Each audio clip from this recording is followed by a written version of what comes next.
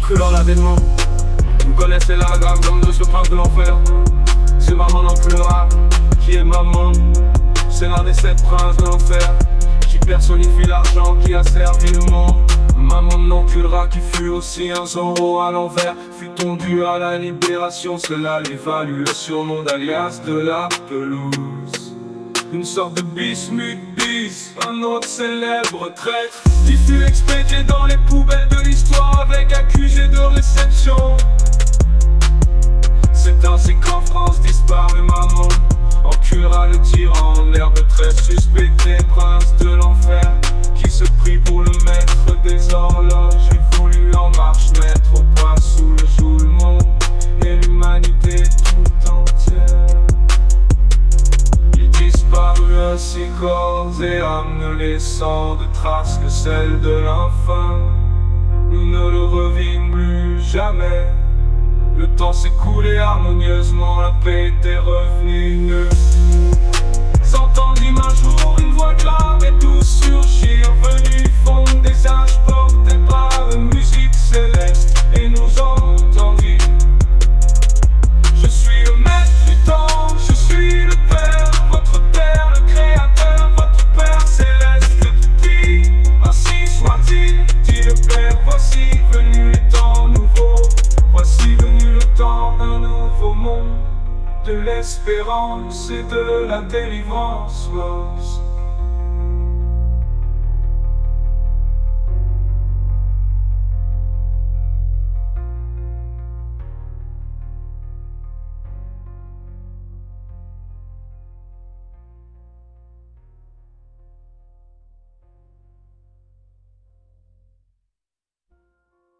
Voici venu le temps de votre délivrance, voici le bien, voici la paix. Et c'est ainsi qu'apparurent alors dans l'azur, dans cet instant de grâce, venu de l'infini dans une symphonie fantastique, au plein milieu du ciel, dans un bruit de tonnerre et de tempête au milieu des éclairs, surgissant de toutes parts de derrière les étoiles, du fin fond de l'univers d'immenses, étranges et mystérieux vaisseaux qui planaient, descendant lentement juste au-dessus de nous, suspendus aussi légers que l'air du lointain de l'infini, descendant du ciel et s'approchaient de nous, illuminés, brillants, c'est excellent comme des diamants. Ils planaient doucement, suspendus, superbes et triomphants dans l'espace clair et transparent. Et nous vîmes alors en dehors de ces vastes vaisseaux, lorsqu'ils furent tout près de nous apparaître, on les voyait à peine, des grands êtres piétons, lorsqu'ils peuvent tout ôter. Dans leurs visages s'inscrivaient d'immenses yeux clairs bien dessinés, baignés d'intelligence et de sagesse. À peine leur regard se portait-il sur nous que nous fûmes entourés, transfigurés, emplis, envahis d'un amour infini.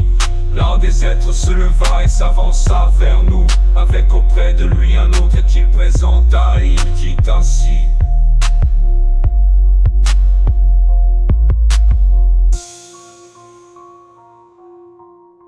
c'est l'un des miens, c'est l'un des vôtres, il est là pour vous.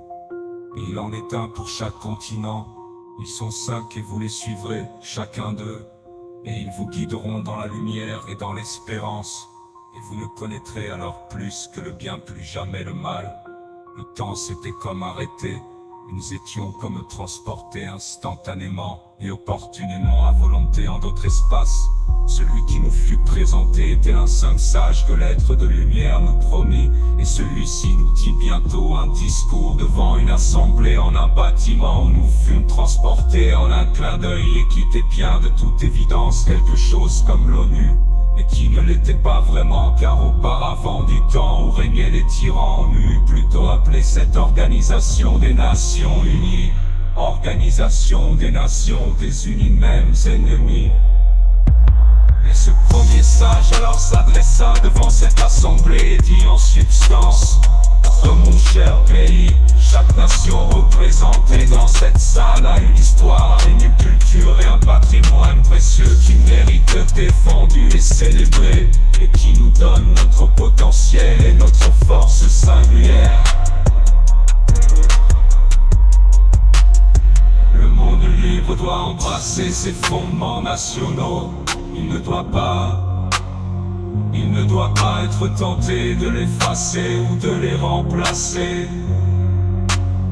En regardant tour et partout sur cette grande et magnifique planète, la vérité est évidente. Si vous voulez la liberté, soyez fiers de votre pays. Si vous voulez la démocratie, accrochez-vous à votre souveraineté. Et si vous voulez la paix, aimez votre nation.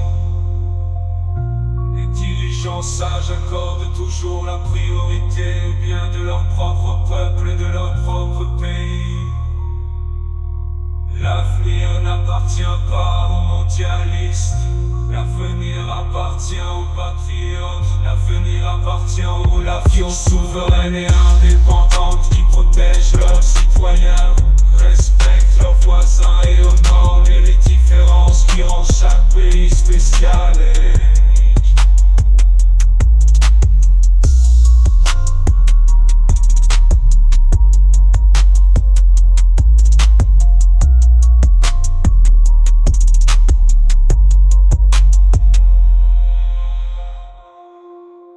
Le monde libre doit embrasser ses fondements nationaux. Il ne doit pas être tenté de l'effacer ou de les remplacer. En regardant autour et partout sur cette grande et magnifique planète, la vérité est évidente. Si vous voulez la liberté, soyez fiers.